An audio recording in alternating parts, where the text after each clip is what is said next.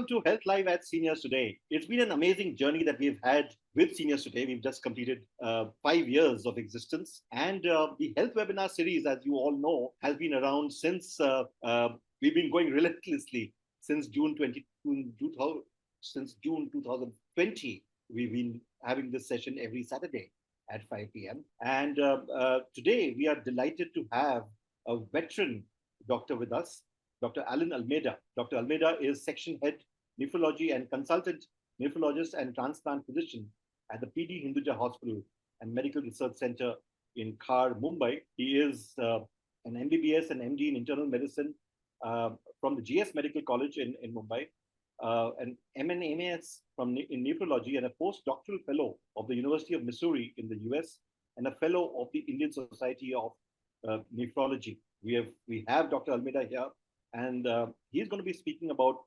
understanding chronic kidney disease, which is called CKD, causes, symptoms, and diagnosis. Welcome to Health Live at Seniors Today. Dr. Almeida, how have you been? Thank you so much. Thank you for that kind introduction. In our conversation just before we started this session, I learned a lot from you about how and what you're doing, something which is really what looking forward to, especially when I grow older than what I am presently today. Do remember, this is a session that is advisory in nature, so we will not be able to give you specific diagnosis, etc. For that, the real thing, that is meeting the doctor personally, is important. Any doctor in your cities, but you can be free to ask any questions to Dr. Almeida. He is one of the senior most nephrologists in the country, and we have him here. Over to you, doctor. Thank you so much. As you have already so rightly mentioned, this cannot be a consultation for your personal issue, but what can be done is broad discussion. So I would definitely welcome questions from the audience after I've made my short presentation. This is the title of my talk for today: Understanding Chronic Kidney Disease, its causes, symptoms, and diagnosis. Well, thanks to our kidneys, we have our toxins and excess water removed from our body. Also, the kidneys balance the acids and bases in our body, and also other electrolytes. You've heard of sodium, that's part of salt, potassium, etc. Also, our blood pressures are maintained by our kidneys functioning well. Though this is always bone of contention between the cardiologist and the nephrologist, I believe firmly, being a nephrologist, that the seat of the problems with blood pressure is the kidney. Now, the other problem, the other function of the kidney is the formation of a factor which is important in forming the hemoglobin. And that factor is called as erythropoietin. Also, especially as we grow older, and I am also in the same group which I'm addressing today, that we are looking towards our bones. One fall and we would be having fractures if our bones were not in the proper state. And also, once the drugs are ingested in the body, they don't just hang around there. They have to do their job, and either the drugs or the metabolites are excreted in the urine. Now, how does chronic kidney disease present? Now, I always look at chronic kidney disease as a situation in which the kidneys have failed. And when we ask the patient, do you have in the past ever experienced an acute kidney illness? And when that illness had recovered, did you go on to this at some later phase of your life? Or there could be a stuttering progress towards kidney failure. And that could be in patients who have got stones or recurrent urinary infection, or conditions in which there's inflammation and swelling of the kidney, especially of the filters within the kidney. That is, I refer to as the glomerular diseases or the glomerulonephritis. But unfortunately, at times, there's a sudden recognition of a failed kidney. It's an incidental detection. You go in for a health checkup or for some intercurrent illness, and you find that the kidneys are not working well. So we have two types of illnesses or kidney dysfunction. One is the acute or the chronic. The acute means something which is taking place over a few days or maybe a week. And the chronic is something which we will define in the following slide. Now, there is a decided move to switch away from what you would have probably heard in the past of renal. Renal means nothing but kidney, but kidney is more understandable to the one who is listening to what is being told. So it's acute or kidney injury or chronic kidney disease. So it's a disease, and we don't use the term as failure because that is a term which connotes a outcome which is not what we are looking for. Now, in the past, we talked about acute or recoverable or reversible kidney disease, or acute or recoverable or reversible renal failure. And the other one is a chronic or a progressive, irreversible kidney failure. So how do we define chronic kidney disease? I'm going to introduce you to some terms. Glomerular filtration rate. The kidney consists of filters, and these filters, the filtrate traverses tubes, which ultimately land up pouring out the filtrate into the collecting systems and out through the ureter to the bladder and out into the exterior part of the body. Now, the glomerular filtrate, that's the glomerulus, is the filter of the kidneys. So whatever filtrate forms, if all the filtrate passed out, you would be passing as high as 170, 180 liters of urine in a day. But no, the tubules which collect that filtrate modify and reabsorb certain substances as well as water. Now, we will see in a subsequent slide that the glomerular filtration rate varies with the stage of life, with your age. Now, when you have a glomerular filtration rate which is less than 60 and you have just that, a glomerular filtration rate less than 60, we call it as chronic kidney disease. However, if the glomerular filtration rate is more than 60, then and you have evidence of kidney damage, such as the presence of protein or blood, or even maybe an abnormal renal ultrasound and pathological abnormalities, a biopsy, then, and if these have been existent for more than 3 months, and there is a progressive, irreversible decline in kidney function, then we consider this as a chronic kidney disease. Now, this glomerular filtration rate, which I mentioned right up here, is based on creatinine. Now, creatinine levels at various stages of life, or the production of creatinine in the body, varies. Again, I will show that to you in a subsequent slide. So just remember GFR and evidence of kidney damage. And for chronic kidney disease, it's more than 3 months duration. So this is what I was mentioning about. Formerly, these used to be called as CKD stage 1 to 5. And the G stands for the glomerular filtration rate. And this is what you would see. And you would see that G1, G2, 3A, 3B, this has been divided 4 and less than 15. And you can see below that, I talked about the other evidence of kidney disease. That's namely the loss of protein in the urine. In this classification, which has been given, which suits our purpose well, and which helps us communicate or to realize at what stage of the disease that we are, there's also the addition of this albuminuria, or nothing but a type of part of the proteins. And this also, depending upon how much of the protein or the albumin has been lost in the urine, can be divided into A1, A2, and A3. So if you had a patient with a G3A, that means they would have a GFR in this range. And if they had an A2, then they would have a protein in this range. So this is how, depending upon the GFR, as well as the presence of protein or albumin, which is lost in the urine, we can determine what is the degree of severity and follow up this patient. So now, why values which we obtain by creatinine-based equations which are used for calculating GFR need interpretation by a specialist? As you will see, As you go down as you age, there is a decrease in the creatinine excretion. So the creatinine levels, which are 0.81 here, but that is when the production was 1862. Whereas over here, when at age 75 to 84, the creatinine just marginally increased. But at that stage, the amount of creatinine which was excreted in the urine was much less. So this just tells you, see the creatinine clearance, which is again a measure of the GFR, falls from the 25 to 34 age group to the 75 to 84 age group. Now, what are the implications of aging kidney changes? We all know that we age.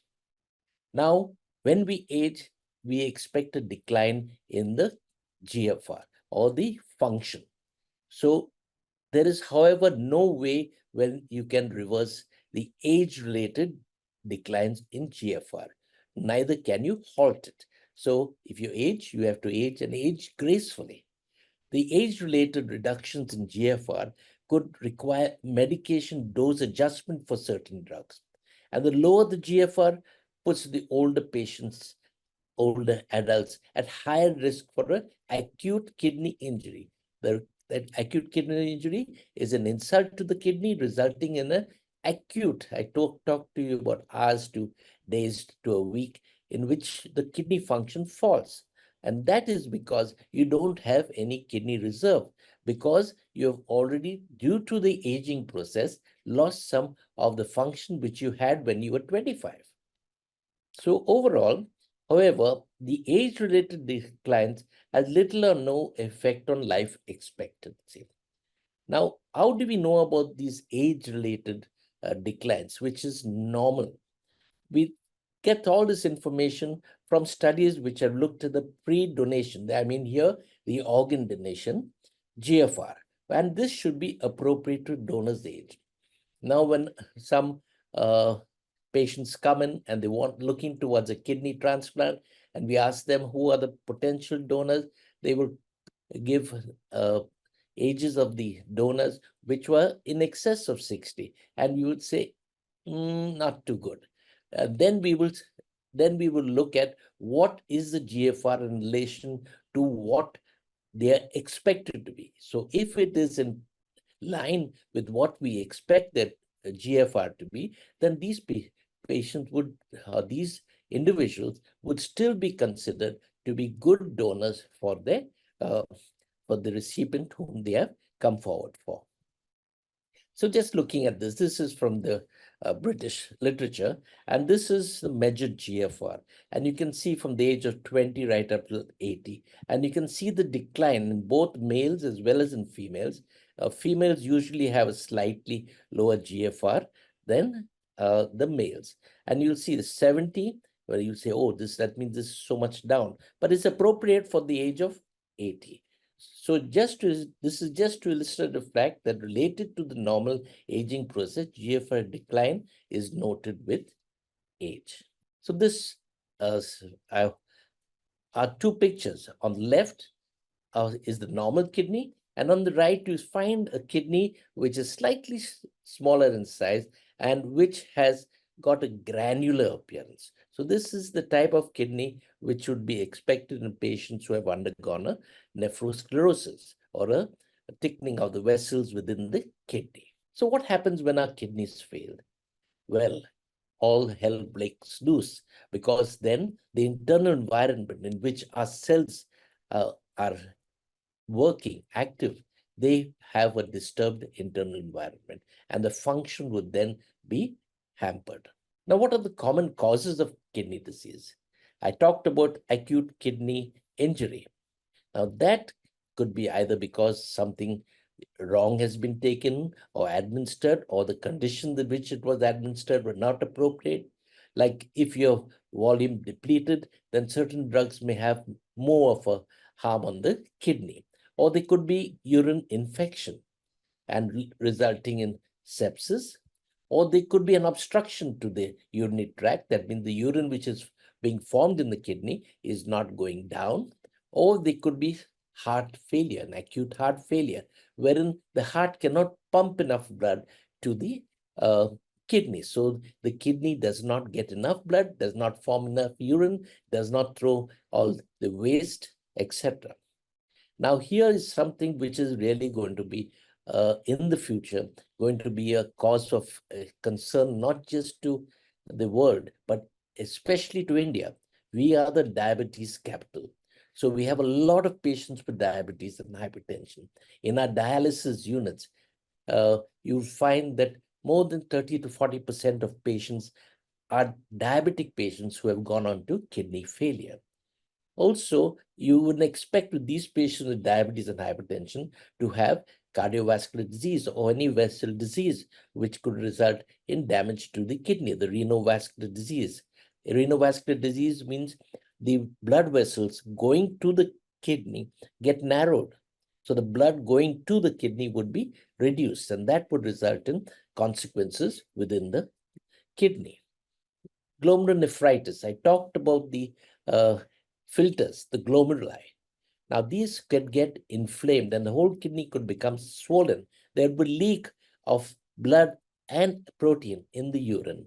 Or there could be something like autoimmune diseases or kidney stones. Or if these kidney stones moved and they blocked off the tube running from the kidney to the bladder or from the bladder to the exterior, these would give rise to back pressure changes, which would hamper the kidney function. Now, later in life, as I was told that this is a forum for the senior citizens, and that's where we have these issues come up in a big way. The urinary incontinence, the male or the female, we have, subsequently you will see the stress urinary incontinence, the urge incontinence, etc. Not to forget that there are hereditary kidney diseases, one of which I've identified here is the autosomal dominant polycystic kidney disease, wherein there are cysts which replace the normal kidney structure, and ultimately these cysts go on to enlarge and you have big kidneys. Now, this doesn't only affect the kidneys, but can also have in the other organs within the body and even affect in the brain. And then as you go later in life, you could have drugs which I mentioned earlier, which can give rise to I talked about the filter, I talked about the tube, and I talked about the tissue between the tubules. Now, this tissue is the interstitium, and that can get inflamed at times, maybe allergic. And there are certain other malignant conditions which like multiple myeloma, wherein there is a group of cells which produce certain substances, which certain proteins which get deposited, mainly light chains, which are deposited within the tubules and block off the tubule. So all these could be causes for the kidney disease. Now, again, for the senior citizens among us, all of us would above the age of 60 or diabetics or obese or hypertensives, or those who have had an established cardiac disease or had cerebrovascular accidents, or smokers, or those who have had a history of acute kidney injury. If you remember, one of the previous slides mentioned acute reversible or recoverable kidney injury. Yes, but in patients who have had this acute kidney injury, they could have in later life chronic kidney disease. And when you have patients with diabetes, obesity, hypertension, these predispose to chronic kidney disease. And the last one is family history of kidney failure. If there's someone in the family who has suffered kidney failure, you need to be extra careful and have yourself screened and treated appropriately. So what are the symptoms of chronic kidney disease? Now, I've just put all together. So some patients, unfortunately, are symptomless and may present when the kidney function has failed or when complications develop. There are urinary symptoms, passage of small or large quantities of urine. That's oliguria and polyuria. This is the terms used. Or you might go many times to pass urine, or you pass a urine and your spouse will say, what is the soapy water in the toilet bowl? Or you increase urine at night, quantity or frequency. That means you go more times, you pass less urine, or you pass a lot of urine. or there's a difficulty in passing urine. In the US, they would ask you whether you can knock the bark off the tree. If this sort of urine flow is to that forceful, or is there a smooth stream, or is it interrupted? Or you may have blood in the urine, or you may pass stones. And sometimes there's increasing weight, which is accompanied by swelling on the face or feet and a shortness of breath. Appetite is poor, you're nauseous, vomiting, hiccups, loss of weight, the altered taste in the mouth, a metallic taste. And your smell at times smells like, your breath at times smells like urine. And itching, which is all over the body. And cramps or achy muscles or bone pains, and difficulty in getting up from the squatting or climbing stairs. And there's an altered sleep pattern. There's a reverse sleep. You sleep during the day and keep awake at night. And there's easy fatigability and loss of a concentrating capacity. So, now, I talked about urine incontinence, and urine incontinence is an unintentional passage of urine. And there's a stress incontinence where you leak whenever your bladder is under pressure, for example, in coughing or laughing. Or there's an urge or urgency or incontinence when urine leaks, sudden intense urge to pee or soon afterwards. And overflow incontinence, wherein the bladder is not emptying itself completely. So it is going on accumulating and leaking small quantities. This usually would be with a neurological condition. And total incontinence, that bladder just cannot store any urine. So how do we go about identifying the presence or the stage of kidney disease? And we have common tests which are done, the urine analysis, the measurement of how much protein we're excreting, either in a spot urine or in a 24-hour sample. Then there are various blood tests for anemia, for etiology of the kidney disease, the blood urine nitrogen and creatinine, or BUN and creatinine as often mentioned, the electrolytes, which I told you are cleared by the kidney, bicarbonate, which talks about what is the acid-base status of the body, calcium, phosphorus, albumin for the bone profile, uric acid, iron studies. We can do sonography and Doppler, as well as certain other radiological tests to investigate the kidney. Cardiogram and a 2D echo tells us about the presence of accompanying cardiac disorder. And viral markers, why I mentioned viral markers here is that when you have a patient who has got a progressive chronic kidney disease and are likely to land up on dialysis, you need to vaccinate these patients against hepatitis B early, before the kidney fails or the kidney function worsens. Because as if they are vaccinated early, then this vaccination is successful. The body produces antibodies. So there are changes in kidney with age, which may be in the size of the kidneys, the volume of the kidneys, and some instances, there's development of cysts in the kidney. And I've seen this just today. There was a gentleman who came to me, and he had a simple cyst in the left kidney, and he had psoriasis, and he was perturbed by the fact that there was a cyst in the kidney. But the exact description was a simple renal cyst in the kidney, even though it was of substantial size. So those type of cysts can be seen in kidneys which are aged. So as I mentioned, from the third to fourth decade of life, you have a drop in the kidney function. We roughly say that after the age of 40, you lose about a ml per minute of kidney or GFR per year. If the GFR decline is, however, accompanied by protein loss, then this could be due to a disease state and not natural aging. So in natural aging, you get decreased GFR, but no proteins. Now, the other problems with the kidney as it ages is the inability to handle sodium. So unable to tolerate an acute reduction in the salt intake, or an impaired ability to rapidly excrete a large sodium load. This is how the body maintains the balance. So if this kidney is not working properly, then you have all these issues. or you cannot concentrate the urine or dilute. So you take a lot of water, you must pass a dilute urine. But if this doesn't happen, then you will have the internal environment being upset.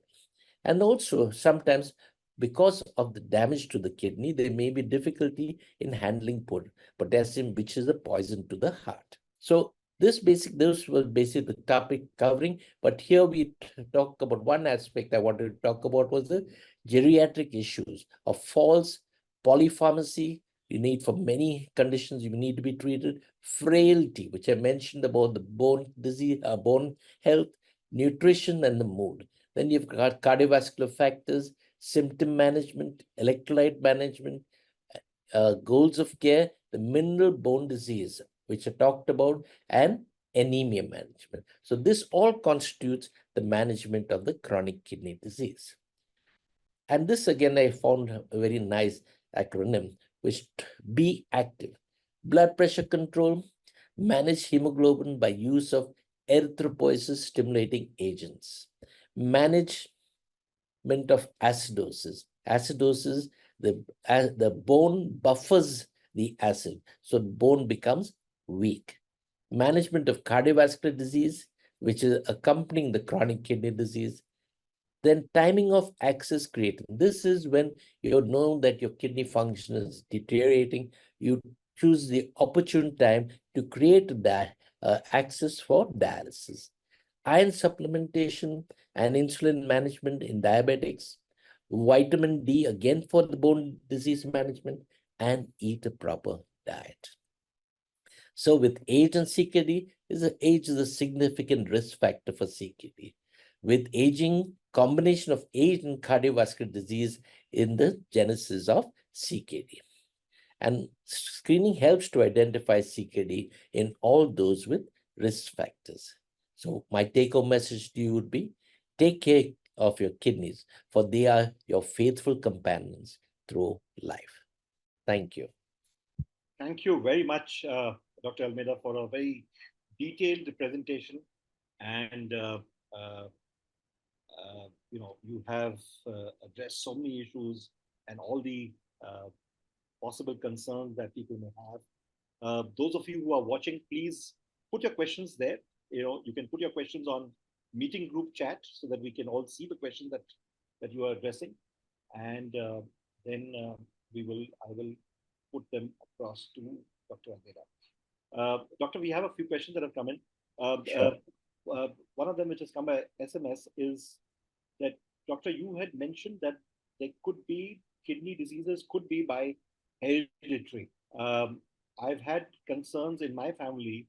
Is it certain that I will also have problems with my kidneys? Yeah. To answer your question, yes, I did mention one of them, which is seen quite frequently or among the hereditary disease is the polycystic kidney disease, which I mentioned wherein there are cysts in the kidney. Now, in addition to that, there are other diseases which are less common, but are definitely had a hereditary basis. Now, look at oxalate. Oxalate can result in oxalate stones, and this could be inherited. So there are many conditions wherein there is the genesis of the kidney of the disease is from genetic inheritance. Now, when you have those type of diseases, they're likely to be passed on to your children. So that is what I meant by the hereditary renal diseases. There are conditions which also would be related to the glomerular diseases, certain glomerular diseases. Then there are conditions which you might not directly have inherited the kidney disease, but there could be other deficiencies, or rather some defects in your genes, which predispose you to development of conditions which are therefore, because of this mutation in the gene, predisposing you to a kidney disease. Right. Thank you, Doctor. Doctor, you of course spoken about the preventive measures that have to be taken that are there. But as a senior yourself, what are the couple of key things that people should be most careful about as they as they age. So somebody who doesn't have a problem, but could well have, given the fact that she or he is advancing in age.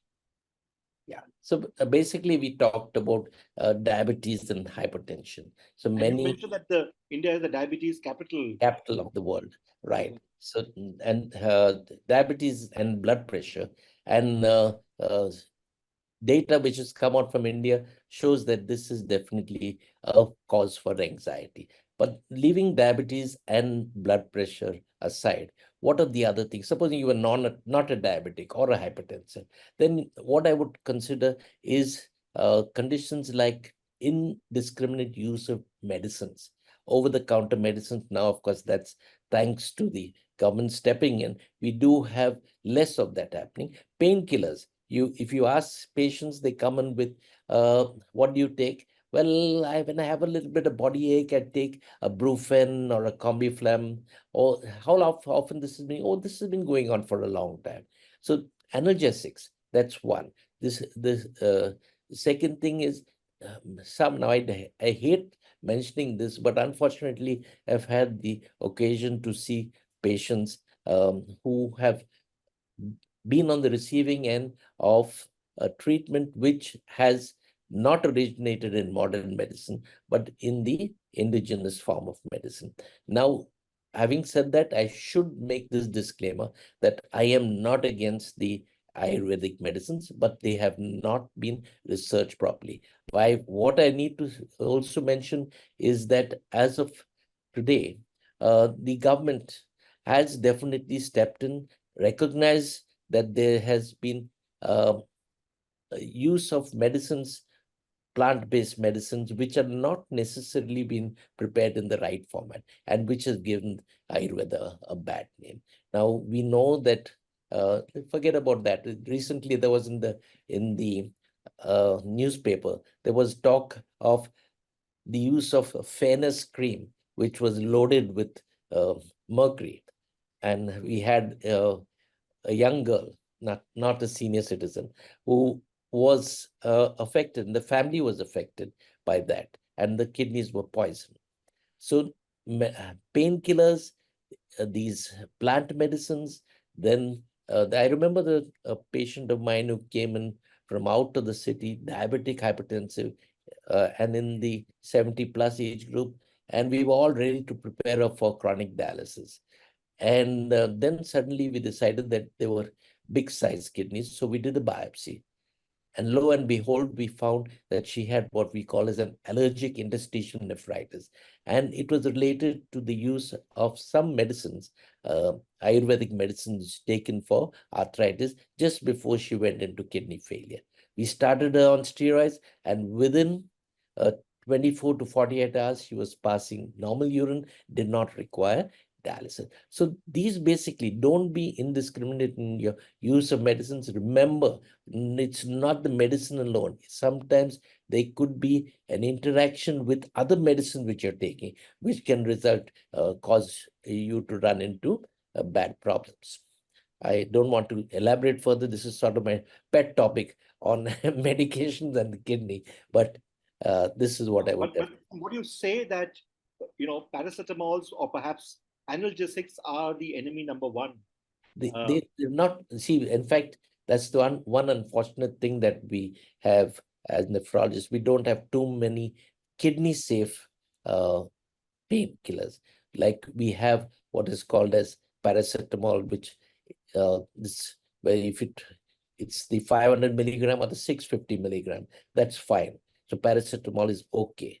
Now we have in case it's a worse pain, then we have combinations with tramadol. So tramadol plus paracetamol. These are the ones which we can use. The other ones, what I call as non-steroidal anti-inflammatory drugs, those are the ones which damage the kidney quite extensively. And if continued for a long period, could cause kidney failure. Thank you, Doctor. We have a question from Sharda Parwal who asks, is there an alternative for dialysis process? Because it's just too painful and one has to do it again and again. Then the alternative, if everything else is all right, is a transplant. I always make this comparison. I said, if you have a car which is broken down, what would you do? If you replace the part which is causing the problem, it's a transplant. If you take off the part which is uh, malfunctioning and repair it, put it back, that is dialysis, because every time you repair it and put it back, that's dialysis. I do agree that dialysis is uh, something which is mentally stressing. And I have had occasion on at least two of my patients who, after 3 or 4 years of dialysis, decided to call it a day and stop coming in for dialysis. So the way there are now agencies in Mumbai who provide for dialysis even at home. So then you can have your home environment, your home comforts, the bed which you sleep on is your bed, not a hospital bed. The third thing is that you have dialysis, a peritoneal dialysis, which can give rise to, or which can be done at home. And in fact, peritoneal dialysis, of course, not as efficient as hemodialysis, but peritoneal dialysis is probably more appreciated by the patient because they don't have these peaks and troughs. Because when you have hemodialysis, the impurities are high, you bring it down with dialysis, so you have a trough. And then 3 times in a week, it will be up and down. Whereas with peritoneal dialysis, the abnormal or the levels of the impurities in the blood are sort of bouncing around at a more restricted area. So they feel much better. But eventually, when if the inner lining of the abdomen, which is the peritoneum, has exhausted itself, then you may not be able to continue with peritoneal dialysis. But transplant is first. If you have no other compelling condition which will keep you away from transplant, basically, you should be able to undergo surgery and you should have the strength to be able to go through that post-operative period. Doctor, we have so many questions coming in that we could well go into the night. But I'm going to ask you a few critical questions which have come in. Right. One is um, uh, this is by Pratibha Garg, who's asked, I'm suffering from urine infection for the last 6 months now. Pus cells are normal, but bacteria are found. Is there something that you would advise? Okay. Now, this is a good question because this is a very frequent occurrence. Now, the diagnosis of urinary tract infection can be made when you have the symptoms of urinary infection, which I mentioned, the burning micturition, the increase in the frequency, the urgent or the incontinence, all that. Plus, if it has gone on to the upper urinary tract, that's the kidneys, you could have fever with chills. And if it even goes systemic, that means throughout the body, then you can have even your blood pressure falling. Now, sometimes a diagnosis of the urinary tract infection is made on seeing your urine routine report. And in the urine routine report, this bacteria which you mentioned are mentioned by most laboratories. Now, let me give you an understanding of what exactly happened. You give a urine sample to the lab. By the time that urine sample gets processed, there is a sufficient time period which is elapsed. At that time, when you remember that when you're passing urine, it's not a sterile urine that you're passing. There are bacteria which are present at the tip of the urethra or the external part of the urethra, which pass into that sample. And these bacteria start proliferating if the urine has stayed on the lab table unprocessed for many hours. So at that time, you'll find bacteria which have been reported by the laboratory. So that is one. Second thing also that comes to urine culture. The proof of urine infection is the urine culture. And the way that we do it is by collecting a clean, sterile urine, or rather a clean catch urine. Now, there we ensure that when we give the urine, it should be midstream. Midstream means when you start passing urine, you let the first part go, catch the middle part, and the last part is not caught.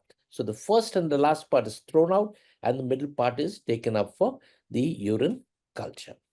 Now, when even collecting the urine culture, where you should not open the bottle, you should loosen the cap but not open the bottle till you start passing urine, so that it's not exposed to the atmosphere, wherein there could be bacteria which could be grown. So this is as far as the urine infection goes.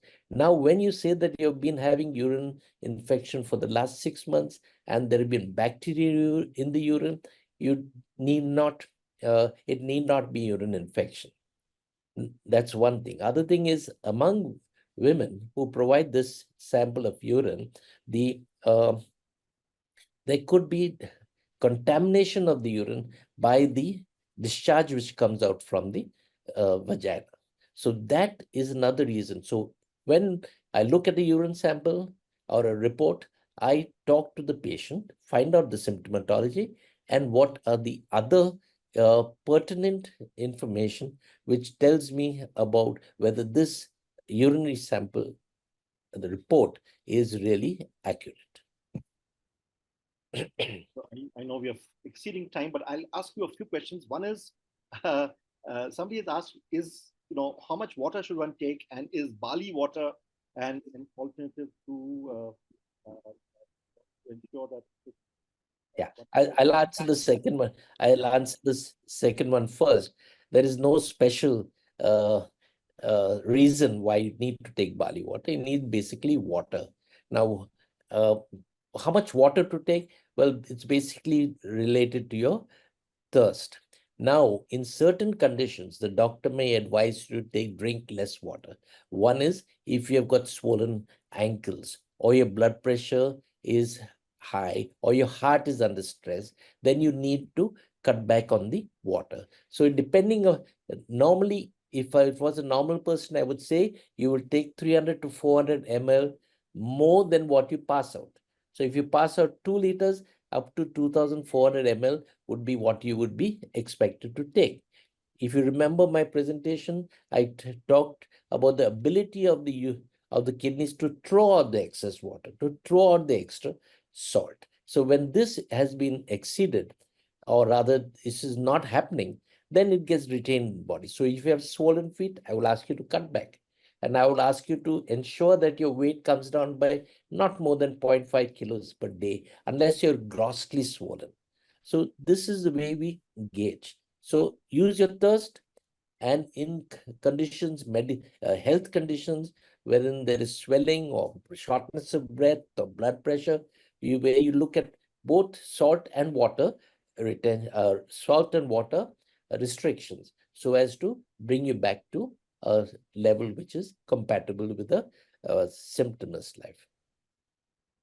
Doctor, there's a question from Khurshid, and I'm going to just ask you for, what are the fruits and vegetables one must have and not have? Okay, basically, the detailed answer to that would be provided by a dietitian. But what I would say, that if you have an issue with potassium, you can't throw potassium from the body, then you have to restrict yourself to those low potassium foods or no fruits. Low potassium foods or no fruits. For example, the leafy vegetables have got potassium. Certain fruits like mangoes would have a high potassium. So that is the list which is available, which every dietitian would provide. So that is as far as the food items go. Doctor, there's a question which is coming as to should be the safe creatinine levels at age 72. This is from Akori Mrityunjay Kumar. Yeah. So now if you have a person who's you remember that chart which I showed you, the table, there is no as you grow older, the amount of creatinine generation is less compared to what is at 20. So you expect a 20-year-old to have a more muscular body than a person who's 70. And the creatinine comes from the creatine, which is the muscle protein. So if you have less muscle, you have less creatinine. So your answer to the question is what is the safe safe creatinine is dependent upon how muscular you are, because that will be, so there the other thing to do is to do what we call as the EGFR, which takes into consideration your creatinine and your age and certain other factors, one of which previously we used to use a race factor, which has now been removed, and then come to calculate the EGFR, that is the estimated GFR, which will tell us whether your creatinine is high or low or normal. Thank you very much, Doctor. I'm going to ask you just one last question. I Uh-huh. know you are a senior yourself.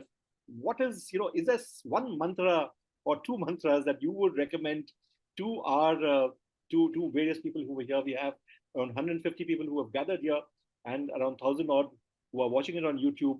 Any one or two mantras that you practice yourself, Uh-huh. as somebody who is a senior, and how do you ensure that your kidneys are healthy and always? I'd look at two aspects. One is the your weight, and the second thing is your fluid output, a regular diet, and exercise. Also avoid things, these over-the-counter medications. Don't dose yourself with too many medicines. And the other aspect is the smoking. Avoid smoking. Now, the question usually which follows in, what about a peg or two? And that's something which basically it's avoidable, because there's certain people who have uric acid issues. If you drink alcohol, you'll find your uric acid is bumping up. So, but what they say is a little bit of wine, that should be okay. Red wine, preferably. Thank you very much, Dr. Alan Almeida, for being here. For a very informative session. It is our privilege at Seniors Today that we have such senior medical practitioners who are giving us their time to inform us all about various ailments that are there. Uh, Thank you very much once again, Dr. Almeida. Thank you very much to the team at Hinduja Hospital for facilitating this. We will be back once again next Saturday, which is Ganesh Chaturthi, but we'll be there. And we have a special session on dermatology. We have a senior dermatologist who's joining us from Chennai next week. So she'll be there and who will be answering all our questions on skincare for seniors. And thank you once again, Doctor, for this amazing session.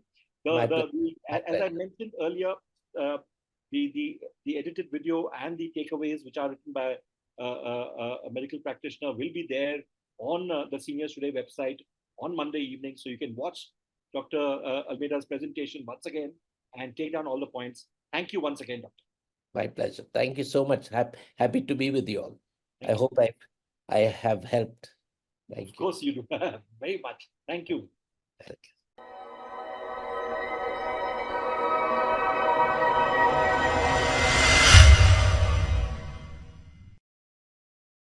Subscribe now and press the bell icon. Never miss an update.